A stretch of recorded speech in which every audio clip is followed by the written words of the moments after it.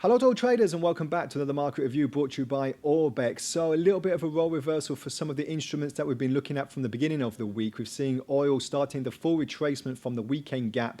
That was just a few days ago when it did actually hit the heights of just above $86. We're seeing gold actually push to that 1900 psychological level. This is driven by the Fed's FOMC minutes last night saying that they could have another rate hike by the end of the year. And also we've got CPI data later today where year on year is supposed to be ticking a little bit higher from that 3% that we saw a few months ago. So is this going to be an accumulation of risk on or risk off aversion for gold, for oil, for the dollar? The dollar has slipped a few dollars as well in the last few sessions. So a lot to talk about in the markets, but we're just going to start on oil at the moment because, as I said, we just saw the full retracement from the weekend gap. Every time there is a gap in the market from the weekend or from the overnight session, just be sure to check that if we do get a kind of correction or a sell-off, it could actually cover the whole gap, and that's what's happened in the fortunes of the WTI.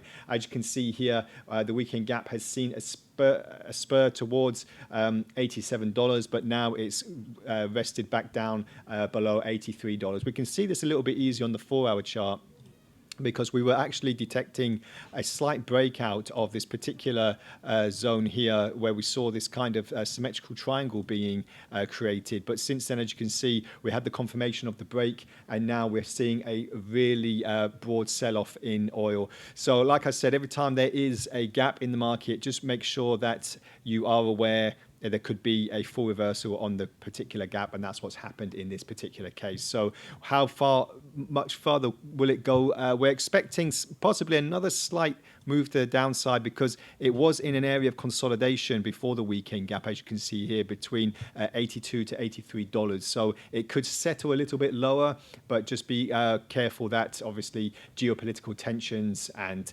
obviously OPEC movements could affect oil. EAI data coming out as well, that could actually affect where oil is going next as well. So let's get straight on to gold, because gold, most interestingly enough, was expected to see a bit of a slowdown, but since we've seen this push to the upside roughly about from the 1815 handle, obviously we've moved $50-60 since then, so this is a very progressive move from gold.